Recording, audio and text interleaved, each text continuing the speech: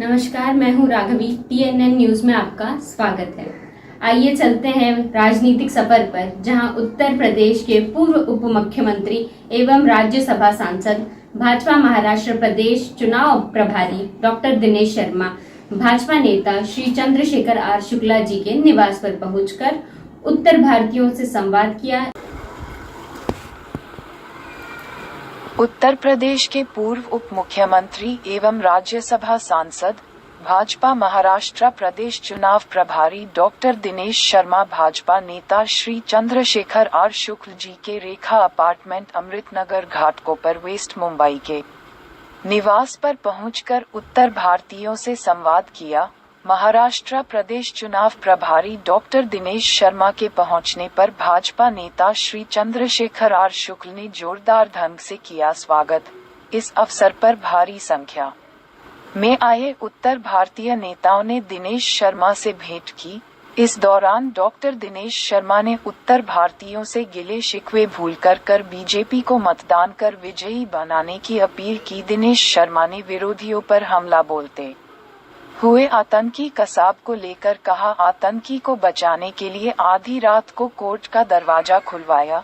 उन्होंने कहा, महाराष्ट्र में मोदी मंत्र को लेकर आए हैं। यहाँ पिछली बार की तुलना में बहुत ज्यादा ही उत्साह नजर आ रहा है। मोदी मंत्र यही है कि हमें अपने सभी सहयोगियों के साथ मिलकर मजबूती से चुनाव लड़ना है और केंद्र सरकार की योजनाओं को जन जन तक पहुँचना है।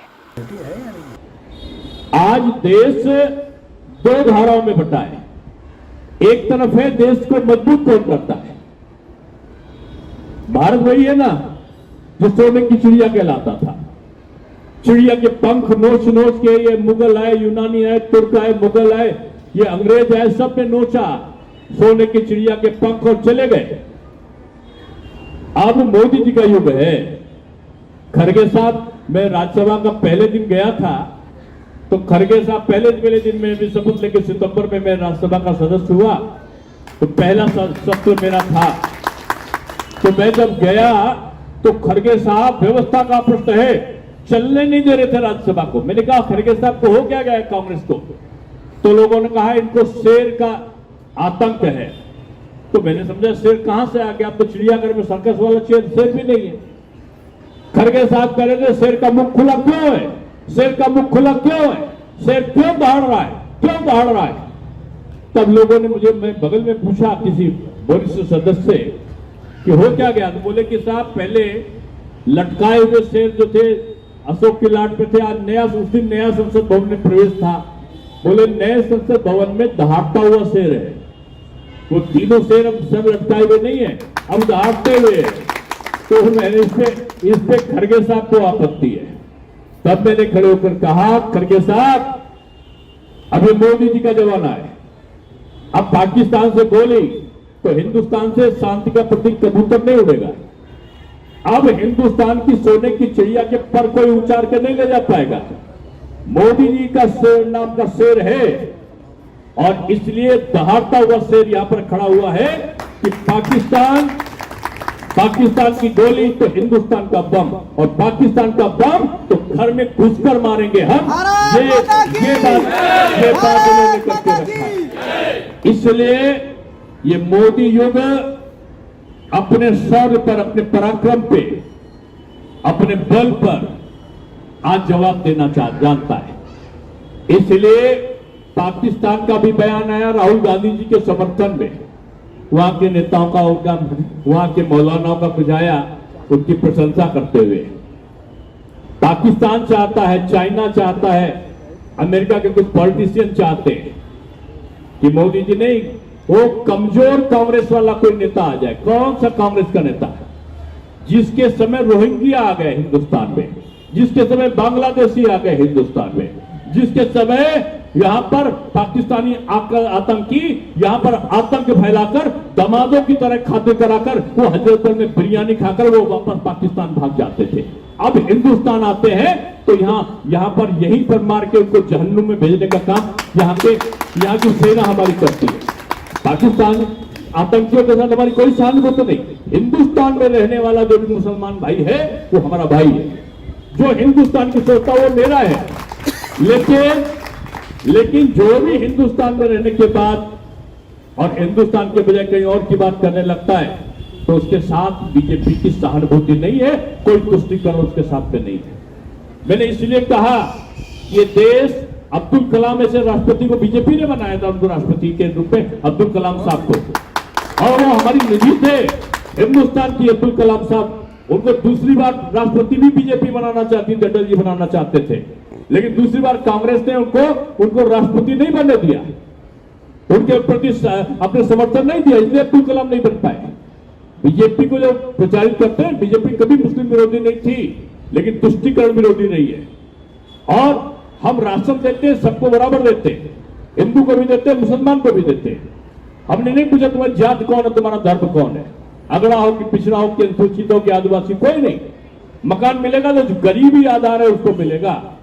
आज आयुष्मान का 5 लाख मिलेगा तो गरीबी आधार है उसको मिलेगा, लेकिन समय के साथ में विकास के दौर में हमें सबको मिलकर साथ में चलना होगा। कमी कर देते हैं उत्तर भारतीय। मैं आपके चैनल के माध्यम से पहुंचाना चाहता हूं कि संख्या तो बताते हैं हम 40 लाख हैं, लेकिन वोट देने बहुत कम लोग निकलते हैं।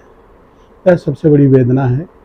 मेरा कहने का मतलब, जब हमने कर्म भूमि मान लिया है कि मुंबई हमारी कर्म भूमि है, इसके कल्चर से, इसके सिस्टम से और यहाँ की राजनीति में भी हमको अपनी पूरी दखल रखनी चाहिए। दखल कैसे रख सकते हैं? दखल 5 वर्ष में एक बार चुनाव आता है, बहुत सारे नेता हर पार्टी घूमने लगते हैं, लेकिन उत्तर भारतीयों के लोग मान के चलते हैं, अरे तो अपन वोट है कहाँ जाएंगे। तो मेरा ये निवेदन है लोगों से कि आप वोट तो देना चाहते हैं, लेकिन आपके चाहने से नहीं होता है। होगा तब जब बैलेट बॉक्स में आप जा करके फिंगरप्रिंट से अपना वोट देंगे, वही वोट काउंट होगा, नहीं तो काउंट नहीं होगा। और हम लोग उसी में पिछड़ जाते हैं। और जब वोटों की काउंटिंग पार्टियां करवाती हैं तो उसमें हम लोग का हल्का हो जाता है पलड़ा।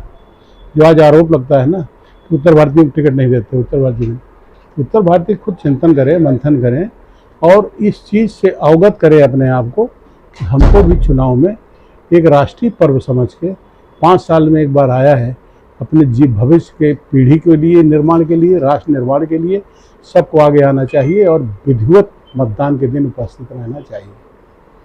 मेरा निवेदन है कि आने वाले चुनाव में निश्चित रूप से कुछ न परिवर्तन तो हो ही रहा है। मोदी जी के नेतृत्व में हमको जो अंतर्राष्ट्रीय ख्याति मिली है, जो अंतर्राष्ट्रीय सम्मान मिला है, उससे एक उत्तर भारतीय गदगद है। और भगवान इसे कृपा बनाए रखें, हमारे उत्तर प्रदेश में योगी जी और केंद्र में मोदी जी को ताकत मिलती रहे और उनकी ताकत का एहसास हम लोगों उत्तर भारतीयों को मुंबई में होता रहे, यही मेरा कहना है।